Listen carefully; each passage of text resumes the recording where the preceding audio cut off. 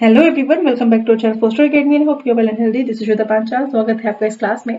और जैसा कि आप सभी को पता ही है, हमने टॉपिक तो इसका कंप्लीट कर ही लिया है और प्लेलिस्ट आप चेक कर सकते हैं, डिस्क्रिप्शन बॉक्स चेक कर सकते हैं, वहाँ पे आपको काफी हेल्पफुल वीडियोस आपको मिल जाएंगे आपके लिए। तो सिविक्स के एमसीक्यूज हैं यहाँ पर, पॉपुलर स्ट्रगल्स एंड मूवमेंट जो चैप्टर हमने किया था उसी के एमसीक्यूज हैं। ठीक है, तो चलिए देख लेते हैं जल्दी से। क्वेश्चन नंबर 1, अधिकांश समय लोकतंत्र किस माध्यम से विकसित होता है? मतलब कि ज्यादातर समय, ज्यादातर बार लोकतंत्र जो है, डेमोक्रेसी जो है, वो कौन से माध्यम से विकसित होती है? देखिए ऑप्शंस और बताइए आंसर क्या रहेगा। इसका आंसर रहेगा ऑप्शन नंबर बी, लोकप्रिय संघर्ष। जैसे कि हमने टॉपिक में देखा भी था कि जिस कंट्री में डेमोक्रेसी है वहां पे ही आपको ये आजादी होती है कि आप संघर्ष कर सकते हैं। मतलब अगर सरकार की पॉलिसी वगैरह आपको पसंद नहीं आ रही है तो आप उसके अगेंस्ट जा सकते हैं। मतलब कि संघर्ष के माध्यम से सरकार को बता सकते हैं कि इसमें चेंजेस की जरूरत है।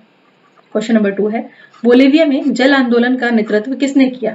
बोलीविया में जल आंदोलन का नेतृत्व किसने किया? तो इसका जो आंसर जाएगा वो जाएगा आपका ऑप्शन नंबर सी, फेडकोर। ठीक है, ऑप्शन नंबर सी, फेडकोर। क्वेश्चन नंबर 3 है, मेघा पाटेकर निम्नलिखित में से किस आंदोलन से संबंधित है? तो इसका जो आंसर जाएगा वो जाएगा ऑप्शन नंबर बी, नर्मदा बचाओ आंदोलन। ठीक है ना, 1989 पे शुरू हुआ था ये। ठीक है, ईयर कौन सा है? 1989। क्वेश्चन नंबर 4 देखिए, भारतीय संसद द्वारा सूचना का जो अधिकार है वो कौन से वर्ष पारित किया गया था? तो ये आया था आपका 2005 में। ठीक है, 2005 में। नेक्स्ट क्वेश्चन नंबर 5, 1987 में कर्नाटक में शुरू हुआ आंदोलन कित्तिको हिक्किको अर्थात तोड़ो और रोपो पर आधारित था। ठीक है, मतलब वहां के जो लोग थे वहां पर तोड़ो और रोपो पॉलिसी का उन्होंने क्या क्या फॉलो किया। तो ये किस से रिलेटेड था? देखिए, किसानों द्वारा अहिंसक विरोध था एक, या फिर हिंसक विरोध था?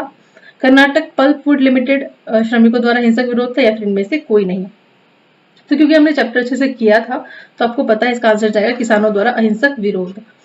ठीक है, कर्नाटक की जो गवर्नमेंट है इसने, कंपनी का नाम था कर्नाटक पल्प फूड लिमिटेड, इसी को तो ये जमीन दी थी ना ताकि वो अपने वहीं पर ही पौधे लगा सके, पेड़ लगा सके और अपना कागज वगैरह बना सके। क्वेश्चन नंबर 6 पर चलते हैं, निम्नलिखित में से कौन सा वर्ग विशेष हित समूह नहीं है? विशेष हित समूह नहीं है, तो इसका आंसर जो जाएगा वो जाएगा ऑप्शन नंबर डी, बोलिवियन संगठन फेडकोर। ट्रेड यूनियन नहीं, व्यापारिक संघ नहीं, पेशेवर समूह नहीं, ये है फेडकोर। ठीक है, विशेष हित की जो बात है, ट्रेड यूनियन भी अपने विशेष हित के लिए होते हैं, व्यापारिक भी। क्वेश्चन नंबर 7 देखते हैं, गलत कथन चुने। ठीक है, सारे कथन को पढ़िए और बताइए कौन सी जो स्टेटमेंट है वो बिल्कुल गलत है। तो इसका जो आंसर जाएगा आपका हो जाएगा ऑप्शन नंबर डी। ठीक है ना, क्यों? क्योंकि हित समूह की तरह आंदोलनों में एक ढीला संगठन होता है। ठीक है, ये बिल्कुल गलत स्टेटमेंट है। सही वाली देखते हैं, एक हित समूह की तरह एक आंदोलन चुनावी प्रतिस्पर्धा में भाग नहीं लेता है। ठीक है, एक हित समूह की तरह एक आंदोलन राजनीति को प्रभावित करने का प्रयास करता है। बिल्कुल ठीक है, हित समूह के विपरीत आंदोलनों में एक ढीला संगठन होता है। ठीक है, भी ठीक है। इसमें जो गलत जो ऑप्शन है वो है ऑप्शन नंबर डी। ठीक है, क्वेश्चन नंबर 8 पर आ जाइए, निम्नलिखित में से कौन सा एक आंदोलन नहीं है? इनमें से कौन सा एक आंदोलन नहीं है? तो इसका जो आंसर जाएगा वो जाएगा आपका option number D, Akhil Bharatiya trade union Congress. ठीक है, बाकी सब आंदोलन है। नेपाल में संघर्ष, महिला आंदोलन, नर्मदा बचाओ आंदोलन। ठीक है, नेक्स्ट विशेष हित समूह बढ़ावा देना चाहते हैं किस चीज को? तो इसका जो आंसर देखेंगे आप, करेक्ट आंसर वो रहेगा ऑप्शन नंबर डी, ए और सी दोनों, यानी समाज के समूह के एक विशेष वर्ग के हित में और उनके सदस्यों की भलाई के हित में। ठीक है, आप टॉपिक देख सकते हैं, उससे आपको बिल्कुल क्लियर हो जाएगा कि विशेष हित समूह क्या है। ठीक है, सामान्य और वर्ग विशेष, ये सारे हित समूह के टाइप आपको पता चल जाएंगे। इस कंपनी के लिए कितनी जमीन दी गई थी? मैंने आपको बताया था कर्नाटक गवर्नमेंट के बारे में कि कर्नाटक गवर्नमेंट ने क्या किया था, जो एक दूसरी कंपनी थी कर्नाटक पल्प फूड लिमिटेड, ये जो कंपनी थी इसको राइट दे दिया था, इसको अधिकार दे दिया था। तो कितनी जमीन दी थी? 30,000 हेक्टेयर जमीन दी थी। कितने साल के लिए? 40 वर्षों के लिए दी थी वहां पर। ठीक है, कि अब पौधे लगाइए, पेड़ लगाइए। 11 देखते हैं, Karnataka pulp food limited company कब बनाई गई थी? तो इसका करेक्ट आंसर जाएगा ऑप्शन नंबर ए, 1984 में। क्वेश्चन नंबर 12 है, औपचारिक का क्या अर्थ है? यहाँ पर औपचारिक का अर्थ क्या है? तो इसका जो आंसर जाएगा वो जाएगा आपका ऑप्शन नंबर सी, ए और बी, दिखाओ और नियमों के अनुसार। नेक्स्ट है, ये जो क्वेश्चन है ये आपको कमेंट सेक्शन में बताना है इसका आंसर। इस जमीन पर, यानी जो कंपनी थी कर्नाटक ने, जो एक कंपनी थी दूसरी, उसको जमीन दी थी 30,000 हेक्टेयर, तो उसने कौन से पेड़ लगाने के लिए दी थी वो? ठीक है, तो बताइए इसका कमेंट सेक्शन में आंसर। क्वेश्चन नंबर 13 है, नेपाल में संवैधानिक राजतंत्र को किसने स्वीकार किया? तो इसका जो करेक्ट आंसर जाएगा वो जाएगा ऑप्शन नंबर ए, राजा वीरेंद्र ने। ठीक है, लेकिन उसके बाद फिर इनकी हत्या कर दी गई थी। उसके बाद ज्ञानेंद्र को लाया गया था। ज्ञानेंद्र ने मना कर दिया था कि वो लोकतंत्र को नहीं मानेंगे। क्वेश्चन नंबर 14 है, नेपाल की संसद ने कौन सी बड़ी पार्टी बनाई? तो इसका जो आंसर जाएगा ये जाएगा आपका option number D, 7 party alliance. तीनों ही नाम से इसको जाना जाता है, 7 पार्टी अलायंस, सप्तदलीय गठबंधन और एसपीए। क्वेश्चन नंबर 15, लोगों ने कर्फ्यू यानी बंद के दौरान क्या किया? तो इसका जो आंसर जाएगा आपका वो जाएगा ऑप्शन नंबर सी, ए और बी दोनों। सड़कों पर उतर आए थे लोग और कर्फ्यू तोड़ दिया था। 16 पर आइए, नेपाल की राजधानी कौन सी? बहुत ही इजी क्वेश्चन है, बताइए भाई। काठमांडू। ठीक है। 17 है, लोकतंत्र की कथाएं कौन बताता है? तो ए और बी बताते हैं, इसका मतलब ऑप्शन नंबर सी बिल्कुल जाएगा, नेपाल और पोलैंड की कथाएं। ठीक है, कि लोकतंत्र किस तरीके से स्टैब्लिश हुआ।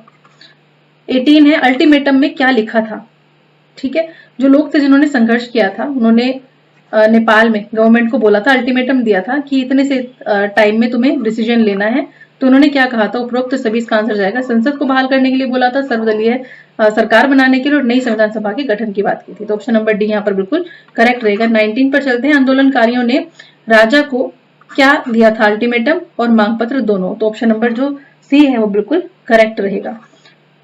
क्वेश्चन नंबर 20 देखते हैं, विश्व बैंक ने सरकार पर दबाव क्यों डाला था? तो इसका जो आंसर जाएगा वो जाएगा ऑप्शन नंबर सी, ए और बी दोनों ऑप्शन सही है, नगर पालिका के लिए और जलापूर्ति पे अपना नियंत्रण हटाने के लिए। ठीक है, नगर पालिका को बोला था कि अपने अधिकार छोड़ दे अब, और हम ये अधिकार किसको दे रहे हैं? एक एमएनसी को दे रहे हैं।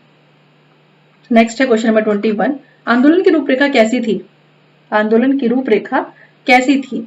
ये हम मेनली कहां पर बात कर रहे हैं? नेपाल की। नेपाल में आंदोलन की रूपरेखा कैसी थी? तो इसका जो आंसर जाएगा उपरोक्त सभी।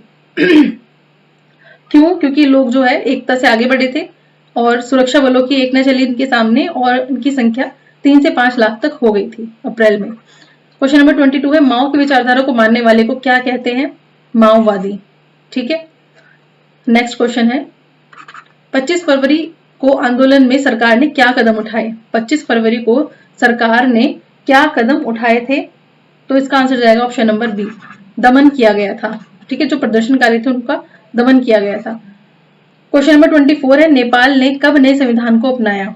नेपाल ने कब नए संविधान को अपनाया? तो इसका आंसर जाएगा ऑप्शन नंबर ए, 2015 में। ठीक है, 16 सितंबर 2015। नेक्स्ट आ जाइए, क्वेश्चन नंबर 25, नेपाल में राजतंत्र को कब खत्म किया गया? राजतंत्र जो है उसको पूरी तरीके से खत्म कब कर दिया गया नेपाल में? 2008 में। ठीक है, और डायनेस्टी थी शाह, 2008 में। ठीक है, 2008 में राजतंत्र को बिल्कुल खत्म कर दिया गया। तो ये थे एमसीक्यूज। मिलते हैं नेक्स्ट वीडियो में, और जल्दी ही सिविक्स खत्म हो जाएगी। बने रहिए मेरे साथ, चैनल को कर सकते हैं आप सब्सक्राइब, अगर अच्छे लगे तो वीडियो को लाइक भी कर सकते हैं। Thank you so much for watching this video.